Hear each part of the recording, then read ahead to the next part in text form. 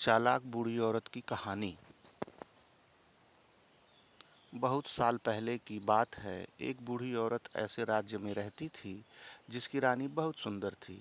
उसके 4 बेटे थे जो आपस में लड़ते रहते थे और उनकी पत्नियां भी एक दूसरों को पसंद नहीं करती थी। वो सब एक ही घर में रहते थे, लेकिन इतना लड़ते थे कि उन्होंने अलग रसोई बना रखी थी। बूढ़ी औरत चाहती थी कि सब एक साथ खुशी से रहें और एक दूसरे की मदद करें। उसने धमकी दी कि वो सबको घर से निकाल देगी अगर वो एक साथ मिलकर नहीं रहेंगे तो। उसने यह भी कहा कि पैसे बचाने के लिए एक ही रसोई रखी जाएगी। ऐसा करने से उसे इस बात की उम्मीद थी कि सब एक साथ मिलकर रहने लगेंगे। बेटे थक गए और आखिर में उन्होंने अपनी माँ की बात मान ही ली। बेटे अपनी सारी कमाई अपनी माँ को देते थे क्योंकि वो गरीब थी। एक दिन सबसे छोटा बेटा काम की तलाश में शहर गया, लेकिन निराश होकर वापस लौटा। रास्ते में उसने मरे हुए सांप को देखा और उसने उसे ही उठा लिया, क्योंकि वो खाली हाथ नहीं वापस लौटना चाहता था। जब उसकी माँ ने उससे उसकी कमाई मांगी तो उसने उसको सांप दे दिया। माँ ने उसे दिलासा दिया कि वो फिर से कोशिश करे। वो सांप किसी काम का नहीं था, इसलिए उसने उसे छज्जे पर फेंक दिया।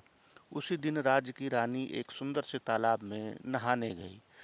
उसने अपने एक कीमती हार अपने नौकरानियों के पास छोड़ दिया। अचानक एक चील ने चमकती हुई हार को देखा और उसे छीन कर ले गया।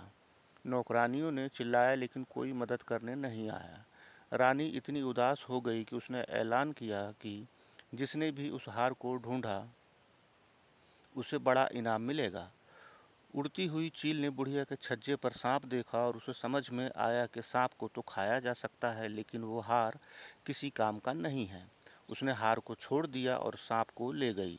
अगले दिन बूढ़ी औरत छज्जे पर कपड़े डालने गई तो उसने हार को देखा। वो जानती थी कि रानी वो हार कब से ढूंढ रही थी। दिवाली कुछ ही दिनों में होने वाली थी। इस मौके पर दिए जलाए जाते हैं लक्ष्मी जी को खुश करने के लिए।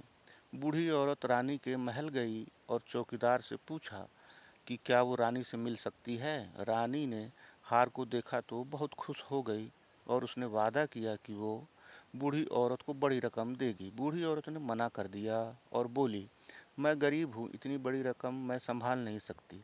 मेरी यह इच्छा है कि दिवाली पर सिर्फ मेरे ही घर में दिए जलाए जाएं और किसी के घर में नहीं। रानी थोड़ा हैरान हुई, लेकिन वो इतनी खुश थी कि उसने आदेश दिया कि सिर्फ बूढ़ी औरत के घर में ही दिए जलेंगे। बूढ़ी औरत ने अपने परिवार को घर का एक एक कोना साफ करने को कहा और खूबसूरत फूल से सजाने को भी कहा। सबने साथ में मिलकर काम किया और बूढ़ी औरत ने पूरे घर में दिए जलाए। 12 बजे लक्ष्मी जी आई और चारों तरफ अंधेरा देखकर निराश हो गईं, लेकिन उन्होंने बूढ़ी औरत के घर में जलते हुए दिए देखे। क्योंकि उन्हें दिए पसंद थे, उन्होंने बूढ़ी औरत के दरवाजे पर दस्तक दी। बूढ़ी औरत ने दरवाज़ा खोला और अपने परिवार वालों को लक्ष्मी जी को फूल और मिठाइयों से स्वागत करने के लिए कहा। लक्ष्मी जी खुश हो गई और उन्होंने पूरे परिवार से कुछ बदले में मांगने के लिए कहा, क्योंकि वो उनके भक्ति से प्रसन्न थी। बूढ़ी औरत ने कहा, हम चाहते हैं कि आप हमारे घर में हमेशा के लिए रहें, ताकि हम सदा सुखी से रह सकें।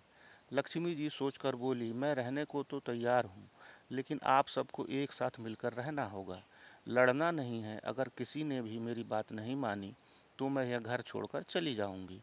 सब इस बात से खुश हुए कि लक्ष्मी जी संतुष्ट थी। वो सब उनकी बात मान गए और उसी दिन से पूरा परिवार मिलजुल कर एक साथ में रहने लगा और एक दूसरे की इज्जत करने लगे। बूढ़ी औरत इस बात से संतुष्ट थी कि उसकी इच्छा पूरी हो गई। इसी तरह से लक्ष्मी जी आने वाली पीढ़ियों के लिए भी उनके घर पर पधारी।